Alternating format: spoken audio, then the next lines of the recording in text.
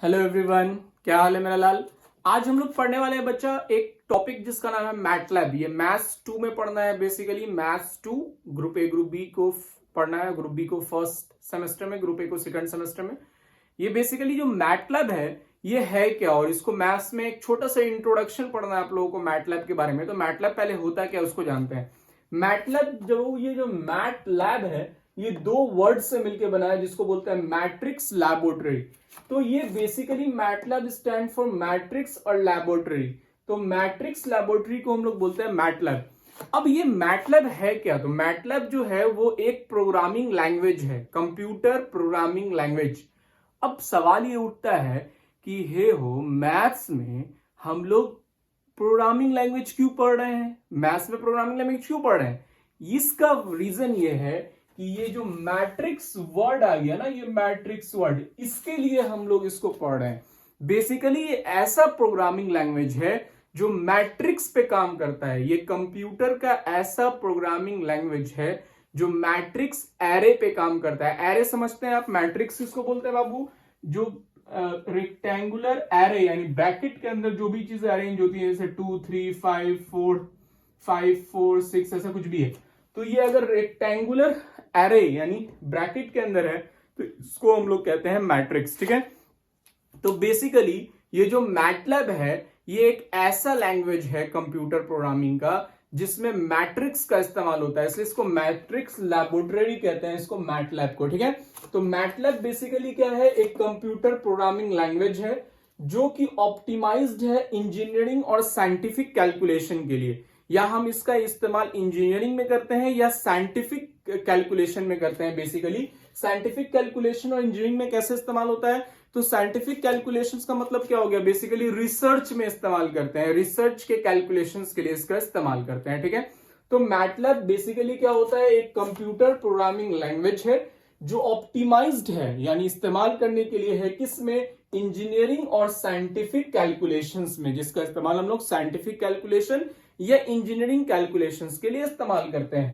MATLAB का इस्तेमाल करके, यूजिंग मैटलैब, हम लोग किसी भी कंप्यूटर प्रॉब्लम्स को बहुत फास्ट तरीके से सॉल्व कर सकते हैं, faster than the programming language जिसके बारे में आपने सुना होगा, सी प्लस प्लस, फॉर्टन।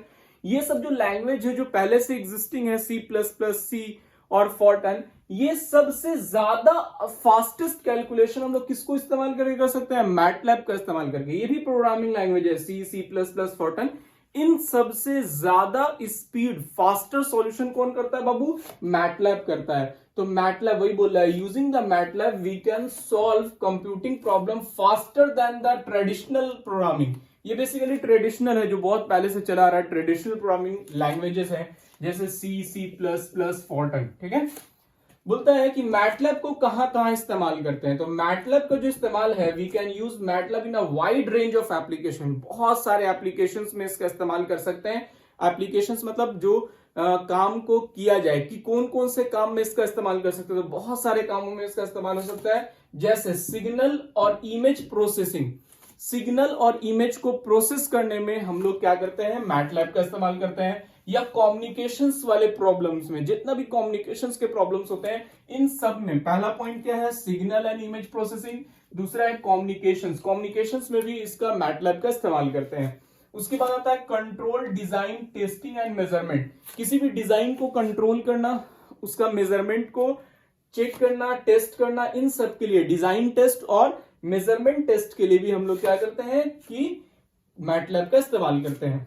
इसके बाद फाइनेंशियल प्रॉब्लम्स के लिए, फाइनेंशियल मॉडलिंग के लिए, फाइनेंशियल मॉडलिंग का मतलब हो गया कि किसी मॉडल में क्या कॉस्टिंग आएगी उसकी, क्या उसका फाइनेंशियल चीजें होंगी। फाइनेंशियल का मतलब बेसिकली होता है क्या खर्च आएगा, क्या उसमें कितना लगाना होगा, उस पर टोटल मॉडलिंग पे क्या खर्च आएगा। इन सब का जो फाइनेंशियल मॉडलिंग होता है किसी भी मॉडल का, या किसी भी साइंटिफिक एक्सपेरिमेंट का, या इंजीनियरिंग थिंग्स का, इन सब में इस्तेमाल करते हैं। उसके अलावा तुम्हारा कंप्यूटेशनल बायोलॉजी, जो बायोलॉजी जहां पे कंप्यूटेशन होता है, जैसे आपको बायोलॉजी में आपने पढ़ा हुआ, बहुत माइक्रो चीजें होती हैं, बहुत छोटा छोटा बैक्टीरियाज वगैरह होता है, उनके मेजरमेंट और उनका जो कैलकुलेशंस होता है, वहां पर हम लोग क्या करते हैं, आपका मैटलैब का इस्तेमाल करते हैं, और पैरेलल कंप्यूटिंग में भी मैटलैब का इस्तेमाल किया जाता है। तो मैटलैब का वाइड रेंज ऑफ यूजेस है, बहुत सारे एप्लीकेशन है इसके जहां पे इसका इस्तेमाल किया जाता है। मैटलैब एक प्रोग्रामिंग लैंग्वेज है जिसका बहुत सारा इस्तेमाल है, और ये मैटलैब जो है वो फास्टर देता है, फास्टर देन द ट्रेडिशनल जैसे सी प्लस प्लस से बहुत फास्टर काम करता है। और बेसिकली ये स्टैंड फॉर क्या है, मैट्रिक्स लैबोरेटरी। ओके, चलिए अब इसका देखते हैं एडवांटेज, डिसएडवांटेज और एप्लीकेशंस। पहले इसको छापिए फिर आगे बात करते हैं।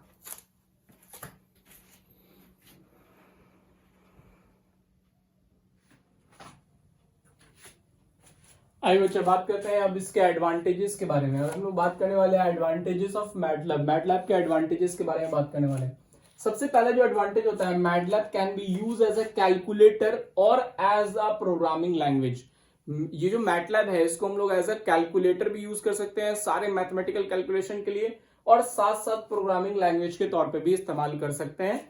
दूसरा बोलता है कि MATLAB has several easy functions, बहुत इजी फंक्शंस होता है मैटलैब के अंदर में, और कुछ इजी टूल बॉक्स होते हैं कॉम्प्लेक्स प्रॉब्लम को सॉल्व करने के लिए। जितने भी कॉम्प्लेक्स प्रॉब्लम है उनको सॉल्व करने के लिए बहुत इजी फंक्शन है, बहुत इजी तरीके से उसको आप सॉल्व कर सकते हैं। कुछ कुछ ऐसे टूल बॉक्स होते हैं जिसका इस्तेमाल करके हम लोग इजी तरीके से इस कॉम्प्लेक्स से कॉम्प्लेक्स मैथमेटिकल प्रॉब्लम को या कॉम्प्लेक्स से कॉम्प्लेक्स साइंटिफिक प्रॉब्लम को सॉल्व कर सकते हैं मैटलैब का इस्तेमाल करके। ये इसका एडवांटेजेस है, ठीक है। अगला बोलता है the error in MATLAB can be easily detected by use. इसके अंदर जो भी एरर आ जाता है, अगर कोई कैलकुलेशन में एरर आ रहा है उसको बहुत आसानी से आप डिटेक्ट कर सकते हैं, ठीक है। अगर कोई कैलकुलेशन आप कर रहे हैं उसके अंदर में कोई एरर आया तो उसको बहुत आसानी से आप डिटेक्ट कर सकते हैं कि किस वजह से एरर आ रहा है। ये इसका बहुत बड़ा एडवांटेजेस है, ठीक है। इसके अलावा बोलता है in case of matrix operation the performance of MATLAB is very fast and optimised. बोलता है क्या, क्योंकि ये मैट्रिक्स ऑपरेशन होता है इसलिए जो इसका परफॉर्मेंस है वो मैटलैब का वो काफी फास्ट है और ऑप्टिमाइज्ड है, यानी काफी फास्ट काम करता है ये, ठीक है। इसका कैलकुलेशन परफॉर्मेंस जो है वो काफी फास्ट है। उसके बाद बोलता है MATLAB is an excellent tool for mathematical calculation. Mathematical calculation करने के लिए ये बहुत ही एक्सीलेंट टूल है, और रिसर्च के लिए भी, मैथमेटिकल कैलकुलेशन और रिसर्च करने के लिए काफी जो है ये कैसा एक्सीलेंट टूल्स कहलाता है, ठीक है। मैटलैब ये जो है डाटा को एनालाइज करता है, इसके अंदर डाटा एनालाइजेशन जो है यानी डाटा को एनालाइज करना बहुत आसान हो जाता है मैटलैब के अंदर। मैटलैब अगर आप इस्तेमाल कर रहे हैं तो आप डाटा को बहुत इजीली एनालाइज कर सकते हैं। क्यों? Because every piece of data is stored in the form of matrix, क्योंकि इसमें हर एक डाटा जो है वो मैट्रिक्स के फॉर्म में स्टोर्ड होता है, इसलिए इसको एनालाइज करना बहुत आसान हो जाता है। उसके बाद बोलता है कि it has ability to process still image and videos, यानी मैटलैब के पास दोनों तरह का इमेज को भी एनालाइज कर सकता है और साथ साथ वीडियो को भी प्रोसेस और एनालाइज कर सकता है। ये इसके अंदर एबिलिटी होती है कि दोनों को प्रोसेस कर सकता है, स्टिल इमेज को भी और वीडियोस को भी, ठीक है। तो ये कुछ एडवांटेजेस है बाबू जो मैटलैब के, इनको आपको याद करना है। मैंने आपको 7 पॉइंट लिखवाया है, इसमें से 5-6 पॉइंट आपको याद रखना पड़ेगा। बहुत आसान आसान सा है, इसको नोट कर लीजिए। इसका डिसएडवांटेजेस देखते हैं, ओके।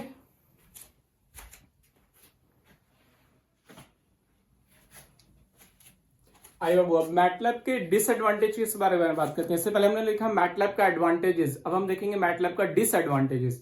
देखिए इसका जो सबसे पहला डिसएडवांटेज है, it can be only used for engineering and scientific purpose. इसका इस्तेमाल सिर्फ हम लोग इंजीनियरिंग या साइंटिफिक पर्पस के लिए कर सकते हैं, उसके अलावा कहीं इसका इस्तेमाल नहीं होता है। तो बोलता है कि मैटलैब को हम जनरल पर्पस के लिए, दूसरा इसका डिसएडवांटेज यही है, सेम ही चीज है, उसको दूसरा एडवांटेज में हम डिसएडवांटेज में मेंशन कर सकते हैं कि इसको जनरल पर्पस के लिए यूज नहीं कर सकते हैं, इसको सिर्फ हम लोग इंजीनियरिंग और साइंटिफिक पर्पस के लिए यूज कर सकते हैं। जनरल पर्पस जैसे बैंकिंग में अगर हमको इस्तेमाल करना हो, या किसी कंपनी का डाटा बेस तैयार करने के लिए इस्तेमाल करना हो। डाटा बेस का मतलब होता है डाटा को स्टोर करके जो रखा जाता है वो डाटा बेस कहते हैं। तो इन सब चीजों में हम लोग इसका इस्तेमाल नहीं कर सकते, यानी ये जनरल पर्पस लैंग्वेज नहीं है जिसको हर एक जगह पे इस्तेमाल किया जा सके। इसको सिर्फ इंजीनियरिंग और साइंटिफिक पर्पस से ही इस्तेमाल किया जा सकता है। तीसरा, मैटलैब कमांड जो है वो स्पेसिफिकली मैटलैब यूज के लिए ही है, यानी मैटलैब का जो कमांड है वो किसी और जगह पे इस्तेमाल नहीं कर सकते हैं। वो कमांड जो आप मैटलैब के लिए पढ़ रहे हैं वो सिर्फ मैटलैब में इस्तेमाल होगा। ये भी एक इसका डिसएडवांटेजेस है। और जो इसका चौथा और सबसे बड़ा डिसएडवांटेज ये है कि इसकी कॉस्टिंग काफी ज्यादा हाई होती है। इसकी कॉस्टिंग जो ट्रेडिशनल जो हमारे पास चला आ रहा है एफसी फॉर्टन, उसे 5 to 10 टाइम एक्सपेंसिव होता है। यानी इसका कॉस्टिंग जो है 5 to 10 टाइम एक्सपेंसिव होता है और ये फ्री ऑफ कॉस्ट अवेलेबल नहीं होता है। इसलिए ये भी एक इसका एक डिसएडवांटेज है कि ये काफी कॉस्टली है और सिर्फ 2 ही जगह इस्तेमाल कर सकते हैं और बाकी मल्टीपर्पज में इस्तेमाल इसका हम लोग नहीं कर सकते हैं। ठीक है, समझ में आया बात? ये कुछ डिसएडवांटेजेस हैं, इसको छापी।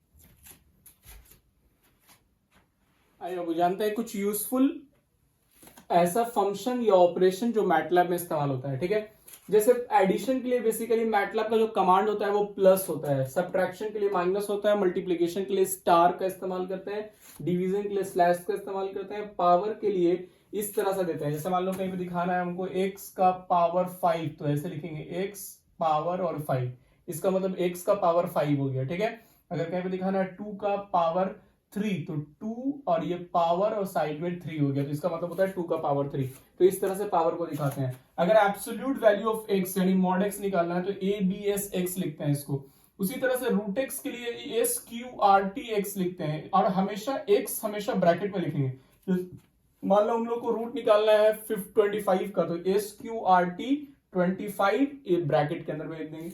उसी तरह से e का पावर x का exp(x) होता है। अगर e का पावर 1 का वैल्यू निकालना है तो exp x की जगह 1 लिख देंगे, तो e का पावर 1 का वैल्यू आ जाएगा। उसी तरह से लॉग में अगर नेचुरल बेस है, इसको क्या बोलते हैं जी? Natural base. नेचुरल बेस, क्योंकि बेस e है, e नेचुरल बेस होता है, तो सिंपली लॉग और अंदर में x लिख देते हैं। लेकिन अगर ये कॉमन बेस हम लोगों को निकाल के जगह पे लिखना है, कॉमन बेस, कॉमन बेस किसको कहते हैं बाबू? 10 बेस को। 10 base is called common base. तो अगर आपको सिर्फ कॉमन बेस के लिए निकालना है तो लॉग 10 लिखने के बाद x लिखते हैं ब्रैकेट के अंदर में, तो ये समझ जाता है कि हम लोग किसके बारे में बात कर रहे हैं? कॉमन बेस के बारे में बात कर रहे हैं। साइन x के लिए सिंपली साइन और एंगल ब्रैकेट में, हमेशा ब्रैकेट के अंदर x को वेरिएबल को दिखाते हैं। कॉस के लिए उसी तरह से, टैन के लिए, कॉट के लिए। आर्क साइन, आर्क साइन किसको बोलते हैं जी? आर्क साइन का मतलब होता है साइन इनवर्स x। कंफ्यूज नहीं होना, आर्क साइन का मतलब साइन इनवर्स होता है। तो साइन इनवर्स को a साइन x से दिखाते हैं। उसी तरह से ये कॉस इनवर्स x है तो a cos x से दिखाएंगे। टैन, आर्क टैन मतलब टैन इनवर्स x, इसको a टैन x से दिखाएंगे। आर्क कॉट x मतलब कॉट इनवर्स x, इसको a कॉट x से दिखा दिया। और x हमेशा ब्रैकेट के अंदर रहता है, जहां इनवर्स रहेगा वहां आगे a, फिर स्पेस, फिर टैन कॉट या कुछ भी लिखते हैं। उसी तरह से अगर हम लोगों को दिखाना है किसको? फैक्टोरियल को, n फैक्टोरियल को लिखते हैं गामा n-1। n फैक्टोरियल के लिए क्या लिखते हैं? Gamma n-1। पाई के लिए pi लिखते हैं। और अगर i है यानी इमेजिनरी नंबर है, i यहाँ पे क्या है? आयोटा यानी इमेजिनरी नंबर। तो अगर इमेजिनरी नंबर को दिखाना है तो ये सिंपली i से दिखाते हैं और कुछ चेंज नहीं है। तो ये कुछ ऑपरेशन है जिसका कमांड मैटलैब में दिया हुआ है। ओके, चलिए छाप लीजिए इसको। मैटलैब समझ में आ गया होगा सब लोगों को? कोई दिक्कत है यहां तक मैटलैब में? आई होप मैटलैब आप लोगों को समझ में आएगा। मैटलैब से जो आपको मैथ्स में क्वेश्चन आने वाला है, क्योंकि ये मैथ्स का टॉपिक है नहीं बाबू बेसिकली, क्योंकि इसमें मैट्रिक्स का इस्तेमाल होता है, इसलिए मैथ्स में दे दिया है इंट्रोडक्शन के तौर पे कि आप जानिए कि मैटलैब होता क्या है। ठीक है, बेसिकली ये मैटलैब आप लोगों को इसका प्रोग्रामिंग नहीं पढ़ना है, सिर्फ इसके बारे में जानना है कि ये क्या होता है, कहां इसका इस्तेमाल है। तो मैंने आपको फर्स्ट डिफिनेशन और डिफिनेशन के नीचे ही इसका एप्लीकेशन बता दे कहां कहां इसको इस्तेमाल करता है। फिर हम लोगों ने डिसएडवांटेज और एडवांटेज पढ़ा और अभी हम लोगों ने कमांड के बारे में बात की। ओके, तो इतना काफी है। अगर क्वेश्चन आएगा मैटलैब से आपके एग्जाम में तो सिर्फ यही आएगा कि मैटलैब क्या होता है, उसका एडवांटेज डिसएडवांटेज बताइए। ओके, मिलते हैं नेक्स्ट क्लास में। और एक चीज और याद रखिएगा, मैटलैब में एरे का इस्तेमाल होता है। ठीक है, हर कमांड एरे के फॉर्म में देते हैं। तो ऑब्जेक्टिव में भी आ सकता है कि किस कमांड्स का इस्तेमाल करके मैटलैब में इस्तेमाल करते हैं, किस चीज का, तो एरे का इस्तेमाल करते हैं। ठीक है, चलो मिलते हैं नेक्स्ट क्लास में। तो तब तक के लिए टेक केयर, गुड बाय।